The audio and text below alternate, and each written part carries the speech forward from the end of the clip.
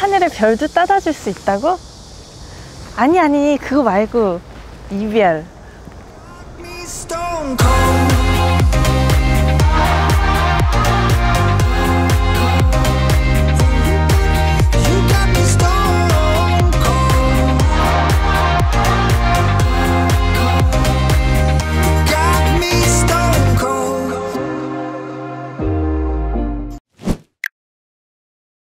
안녕하세요, 차박사장입니다. 대한민국에서 가장 잘 팔리는 수입차입니다. 바로 벤츠의 E클래스. 이 친구가 무려 10세대로 나왔어요. 4년 만에 부분 변경을 거쳐서 이번에 등장을 했는데, 차가 부분 변경임에도 불구하고 꽤 달라졌다라는 걸 느낄 수 있어요. 그런데 그게 잘 달라졌느냐라고 하면 그건 모르겠어. 성형 수술을 했는데 본연의 매력을 약간 잃은 것이 아닌가, 뭐 그런 느낌도 있거든요. 전면부에는 그릴 딱 보시면 가운데 왕창 큰 삼각뼈를 등장하고 있고요. 그릴이 아주 두꺼운 뼈대로 하나가 이렇게 나와 있잖아요. 이 친구는 AMG 라인입니다. 가장 고성능 모델이에요. 벤츠 E클래스 하면 익스클루시브가 있고 아방가르드가 있죠. 익스클루시브는 줄이 3개야. 아방가르드는 줄이 2개야. 근데 AMG 라인은 줄이 1개. 대신에 바깥쪽에 이렇게 핀 그릴이 드러나서 삼각뼈가 마찬가지로 좀 별이 이렇게 물결치는 듯한 인상을 주는 게 이 친구의 포인트입니다. 원래는 이 그릴이 상향하는 방식이었어요. 우쌍이었어. 근데 이 그릴이 살짝 내려와 버렸어요. 그러면서 울상이 되지 않았나. 헤드램프 안쪽에 디테일이 원래 2줄로 이렇게 드러나 있다가 한 줄이 삭제가 되고 딱 한 줄만 남아 있거든요. 눈썹 같아. 개인적으로는 2줄일 때 램프 디테일이 더 예쁘지 않았나. 그래도 이 친구는 AMG 라인이기 때문에 고성능의 느낌을 주는 게 하부 쪽 범퍼에 드러나 있습니다. 좌우에 보시면 에어 인테이크 부분이 굉장히 크게 자리하면서 좀 공격적인 느낌을 주긴 하는 것 같아요. 그리고 개인적으로 블랙, 화이트 컬러보다 딥한 블루거든요. 유광의 블루, 이 컬러 꽤 예쁘지 않나 라는 생각이 듭니다. 권장이 그닥 경쟁 모델 대비 길진 않아요. 4945mm 정도 되거든요. 이러면 독삼사 기준으로 가장 짧기는 해요. 그래서 저도 운전을 하면서 차가 무지막지하게 길다는 생각은 사실 안 들더라고요. 측면부에서 제가 가장 좋아하는 부위는 2열에 요렇게 도어의 라인이 요렇게 파도를 쳐. 너무 예쁘지 않아요? AMG 라인에 20인치의 힐이 들어가게 되고요. 가운데 삼각대 역시 들어가고, 이 정도면 이제 세차하기 쉬운 거지. 이렇게 아래쪽에 AMG 디테일도 드러나 있네요. 후면부도 보시죠. 개인적으로는 삼각뼈를 가리면 정말 소나타가 되는 느낌이. 가운데 두꺼운 크롬바 드러나 있고요. 트렁크를 열 때 보니까 굉장한 AMG예요. 아주 고성능 리프트인 것 같아. 딱 손을 대잖아요? 그러면 두둑딱 이렇게 올라가. 어머, 얘 왜 이렇게 다 입을 벌리고 있니? 안쪽에 보시면 공간성은 꽤 넓직합니다. 제가 5 시리즈랑 A6랑 비교를 해봐도 트렁크 공간만큼은 꽤 잘 뽑은 것 같아요. 안쪽까지 깊이 있게 공간이 나오는데 약간의 굴곡이 드러나 있다는 점은 좀 보셔야 될 것 같고, 아래쪽에 보면 이렇게 우측에 뭔가를 실을 수 있는 공간 정도가 드러납니다. 우측엔 없는데 좌측에 이렇게 그물망이 있어서 이쪽에도 필요한 용품 같은 것들을 좀 실으실 수 있을 것 같아요. 닫을 때도 파워 클로즈야. 보시면 딱 누르잖아요? 두둥둥 뻑!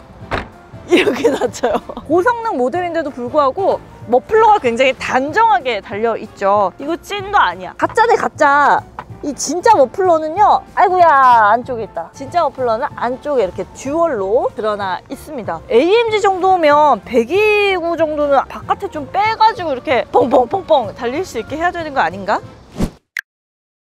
역시 벤츠는 실내가 맛집이야. 딱 타자마자 그래, 페이스리프트에서 외관이 좀 마음에 들진 않았지만 실내에서 부족했던 마음이 씻겨지는 느낌이 들어요. 일단 스티어링 휠이 너무 예뻐요. 스티어링 휠이 이렇게 고급스럽고 간지나는 완성차 업체도 많지 않은 것 같습니다. 잡았을 때 스티어링 휠 사이즈도 적정하고 림이 생각보다 약간 두께가 있어요. 그래서 운전했을 때 이 그립감도 꽤 좋습니다. 이 친구가 AMG 라인이다 보니까 시트가 앉았을 앉았을 때 패밀리카 느낌이 안 나요. 편안하고 안락한 느낌은 지우셔야 됩니다. 약간 스포티한 느낌, 허리 쪽을 완전히 감싸주는 버킷 시트의 형태고요. 디스플레이가 눈을 아주 시원하게 만들어주죠. 12.3인치의 계기판과 디스플레이가 하나로 연결되면서 아주 매끄럽게 등장해 있고요. 제가 이 차 타면서 매력적으로 느꼈던 것 중에 하나가 30도가 넘는 이 엄청나게 더운 상황에서 송풍구가 원형 송풍구로 빵빵빵빵빵 6개나 나와 있어요. 그러다 보니까 빠르게 바람이 유입되면서 일렬이 금방 시원해지는 장점이 있더라고요. 비상등이 여기 있어. 왜 비상등이 여기 있는 거야? 비상등이 좀 너무 멀어서, 그리고 작아서 주행할 때 보니까 좀 불편한 느낌이 있지 않았나 싶더라고요. 그리고 무선 충전 패드가 여기 나와 있습니다. 이렇게 핸드폰을 이쪽으로 갖다 두면 되는데, 이것도 패드 위에 핸드폰을 올려놓으면 핸드폰이 안 보여요. 그래가지고 이거를 이렇게 꺼내서 봐야 하는 이 불편감이 좀 아쉬웠습니다. 그리고 안쪽에 기본적으로 들어가는 포트가 전부 다 C타입이에요. 콘솔 박스 안에도 C타입 포트 2개 있고요. 이 앞쪽에 패드 옆에도 C타입 포트 하나 있는데 애플 카플레이를 쓰는데요. 무선으로 연결되지가 않아요. 선이 필요하다. 이런 것도 사실 저한테는 좀 불편한 부분이었습니다. 8,880만 원짜리 차에 1열 도어부에 컵홀더가 다른 차종에 비해서 훨씬 더 면적이 크고 넓습니다. 대신에 그만큼 이 도어부가 조금 더 안쪽까지 나와 있는 부분 때문에 1열에 앉았을 때 거주 공간이 아주 여유롭다는 느낌을 상대적으로 덜 받게 되는 부분은 있는 것 같아요. 그래도 이렇게 디스플레이 조작할 수 있는 햅틱 패널 나와 있고, 드라이브 모드는 여기서 조정을 할 수 있고요. 볼륨 버튼이 또 여기 등장해 있습니다. 콘솔 박스 열 때 이렇게 양문형으로 열리게 되고요. 깊이감은 그닥 깊지가 않습니다. 제 팔꿈치 한 반 정도까지 오는 깊이감 정도라고 보시면 되고요. 어떤 차들은 보면 이렇게 닫아야만 닫히는 경우가 있거든요. 근데 이 친구는 이렇게 한쪽 닫아놓고 생활했다가 다시 닫아도 되고, 뭐 이런 부분들 별거 아니지만 나름 편의성이 있는 부분도 확인을 할 수가 있었습니다. 벤츠의 이 특유의 메모리 시트와 시트 리클라이닝 할 수 있는 이런 기능들, 언제 봐도 벤츠스러운 느낌이 들죠. 그런데 여러분, 문제점을 파악하셨나요? 열선은 있어. 통풍 어디 갔어요? 나 지금 너무 더워서 등에 땀이 차가지고 땀띠나게 생겼는데 누가 여기 통풍 없애래요? 진짜 이러기에요. 자, 벤츠 E클래스 이 350 모델입니다. AMG 라인 8,880만 원짜리 차인데 통풍 시트가 없어요. 여러분, 정말 등이 더워 죽겠습니다. 그리고 지금은 여름이라 괜찮지만 겨울에 스티어링 휠에 열선도 안 돼. 엄청 차가워질 거란 말이에요. 그러면 손을 불면서 이렇게 타야 되는 거. 아니, 저렴한 차를 타는 것도 아닌데 이래도 되나요? 개인적으로 너무 아쉽게 느껴져서 이 부분 꼭 짚고 넘어가야겠다는 생각을 했습니다. 2열도 타볼게요. 와, 아래쪽에 AMG 시트라는 이런 느낌 때문에 AMG라는 것을 한 번 더 기억해보게 되지만, 사실 2열을 탔을 때 어디가 AMG야? 이런 느낌 살짝 받게 됩니다. AMG의 디테일들이 크게 드러나 있진 않은 것 같다라는 생각이 좀 들고요. 자, 2열에 앉았을 때 의외로 안락한 부분이 느껴지네요. 오, 뭐야, 1열보다 2열이 더 편안한데? 1열의 시트는 약간 불편하면서 스포티한 느낌이었다면 2열의 시트는 훨씬 더 푹신하진 않지만 공간성이 더 여유롭다라는 느낌, 좌우에 방해되는 게 아무것도 없어서 훨씬 공간이 괜찮고, 레그룸 자체도 제가 시트를 제 포지션에 맞춰서 좀 앞으로 당겨놓긴 했지만 주먹이 3개 이상도 남는 정도로 꽤 괜찮습니다. 그리고 뒤쪽에서도 이 송풍구 부분 원형으로 등장해 있죠. 앞쪽에 있는 것과 비슷하게 미니어처로 등장하고 있고요. 어머, 눈이랑 코 같지 않아? 치키 약간 이런 느낌. 귀여운 꼬마 로봇이 있는 것 같은데요. 자, 입쪽 부분에 이렇게 송풍구 조절할 수 있고요. 자, 헤드룸 공간도 주먹이 한 1개 반에서 2개 정도 들어갈 수 있는 정도로 자리하고 있고요.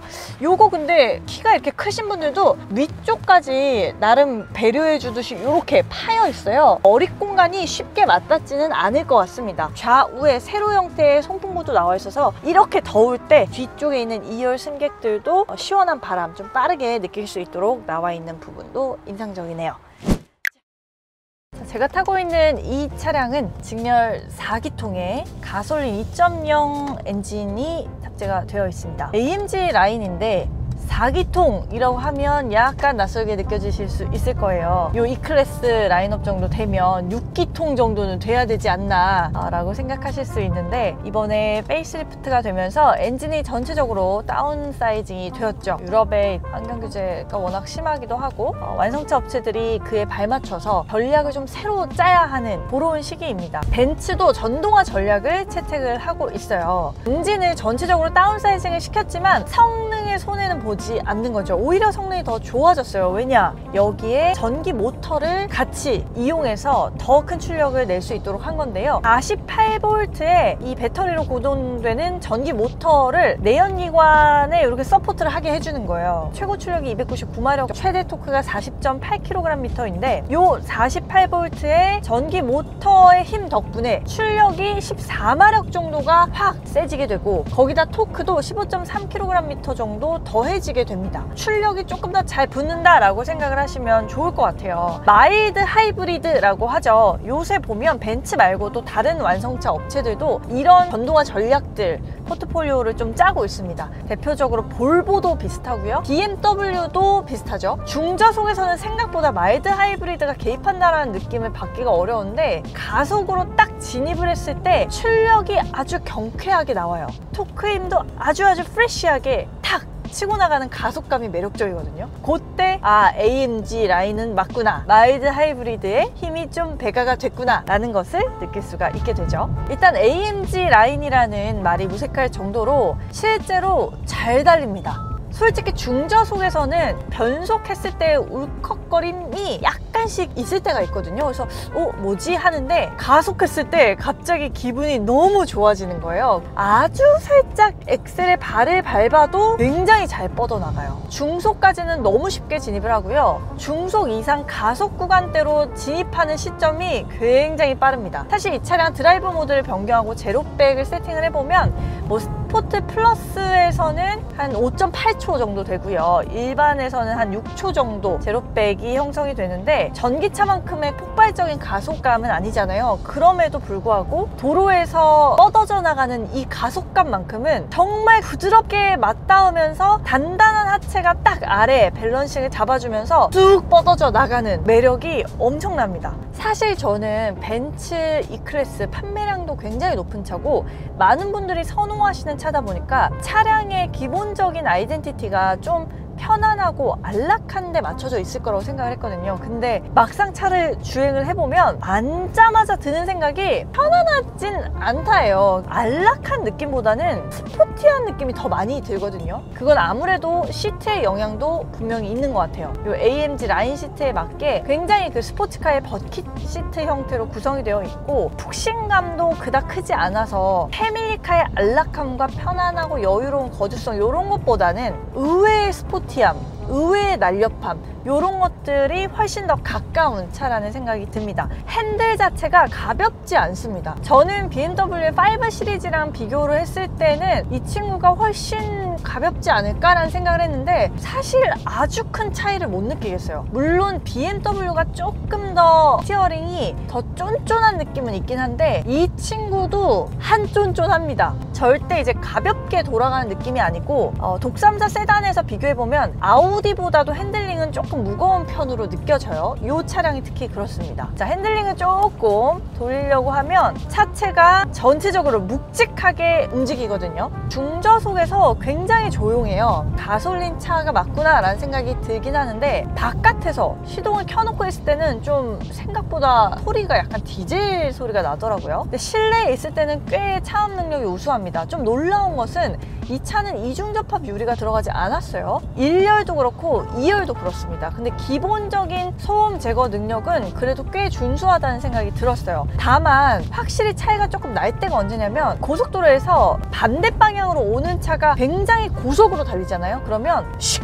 하고 굉장히 큰 사운드가 또 들리게 돼요. 그럴 때는 확실히 이 윈도우가 완전히 차음 능력을 발휘하고 있지는 않는 부분도 있구나 라는 생각을 좀 하게 됩니다. 생각보다 스포티하다는 차량의 특성에 맞춰서 브레이킹 했을 때에도 굉장히 민첩한 걸 확인할 수 있어요. 날카롭게 브레이킹이 됩니다. 아주 딱 직관적으로 서주는 느낌이 있고요. 차선 변경을 할 때도 보면 앞쪽에 요 앞머리를 아주 날렵하게 딱 움직여 주거든요. 확실히 가속감이 훌륭한 차다 보니까 차선 변경을 하고 조금 살짝 더 가속을 해서 진입했을 때 정말 수월하게 차가 딱 안착을 합니다. 뚫려있는 도로 상황에서 주행을 쭉 하다 보면 옆에 차가 금방 뒤로 가요. 이렇게 중속에서 갑자기 엑셀을 올리면 RPM이 확 오르면서 바로 100km/h 이상으로 진입을 하고요. 내리막 구간에서도 안정성을 굉장히 잘 잡아주면서 꽤 신뢰감 있는 주행 능력을 보여줍니다.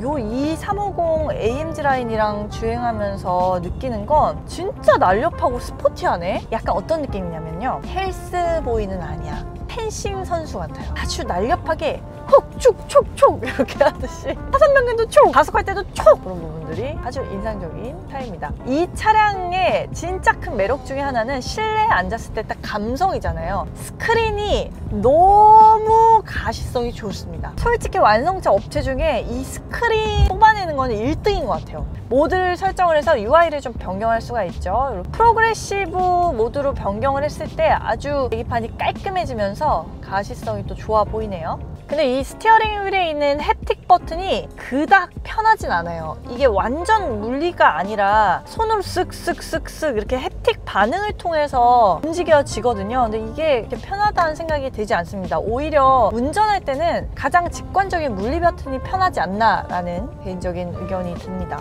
이 페이스리프트 이후로 드디어 디스플레이 터치가 되잖아요. 이게 너무 좋죠. 자, 이 클래스 이 친구 방지턱 넘을 때 어떤지도 한번 볼게요. 저속 상황에서 브레이크를 안 밟고 단단하게 넘네요. 조금 더 가속 상황에서 브레이크를 바로 넘어 볼게요. 생각보다 서스펜션이 굉장히 단단한 차라는 걸 넘을 때 느낄 수 있습니다. 부드럽게 뭉개면서 들어가는 느낌이 아니라 정말 톡톡톡 하고 넘거든요. 그러니까 하체 자체가 굉장히 단단한 느낌을 받을 수 있어요. 자, 드라이브 모드를 변경했을 때 컴포트와 스포츠 그리고 스포츠 플러스 간의 모드 편차가 그닥 크진 않아요. 주행할 때 딱 뭐 느껴지는 건 많지 않습니다. 뭐 시트가 막 확 조정이 된다거나 그렇게 특별하게 느껴지는 건 없는데, 자, 스포츠 모드로 했을 때 가속을 초반에 낼 때 훨씬 부스트업이 되는 듯한 느낌이 살짝 있고요. 스포츠 플러스가 되면 초반에 훨씬 더 센 엔진과 함께 쭉 가속으로 뻗어져 나가는 느낌이 나오죠. 근데 스포츠 모드로 변경을 한다고 해서 훨씬 더 일정 수준 이상의 속도에 도달하는 게 빠르다고 느껴지진 않아요. 자, 전체적으로 보면 이 차량 생각보다 부드러움이 없진 않지만 강렬한 가속감이 덧붙여지면서 민첩하고 날렵한 느낌을 많이 주는 패밀리카 사이즈의 세단이다. 이 정도로 정리를 해볼 수 있을 것 같습니다. 내가 안락한 패밀리카 세단을 찾고 싶다 하시는 분들에게 이 클래스의 기본적인 부드러운 주행 질감 정도는 매력적일 수 있지만 2350의 AMG 라인까지 달게 되면 차가 확 스포티해지는 부분들이 있기 때문에 주행할 때 자세 자체가 편안함보다는 스포티함이 더 많이 느껴지는, 달리기 운동 성능에 더 최적화된 듯한 준대형 세단이라는 생각이 많이 든다라는 점 참고해 보시면 좋을 것 같습니다. 그래도 뭐 요 사이즈의 이 체급치고는 달리는 거 보면 진짜 잘 달려요. 그래서들 많이 사나 봐. 자, 저는 또 새롭고 멋진 자동차 이야기로 인사드리도록 하겠습니다. 여러분, 구독해 주시는 거 잊지 마시고요. 좋아요 그리고 알림 설정까지 해주시면 차봤어영의 영상들 가장 먼저 빠르게 만나보실 수 있습니다. 저는 다음 영상에서 인사드릴게요. 안녕.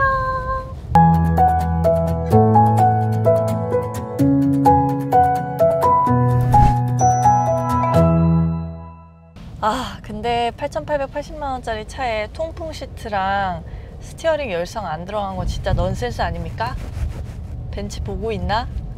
넣어주세요 좀. 아시겠어요?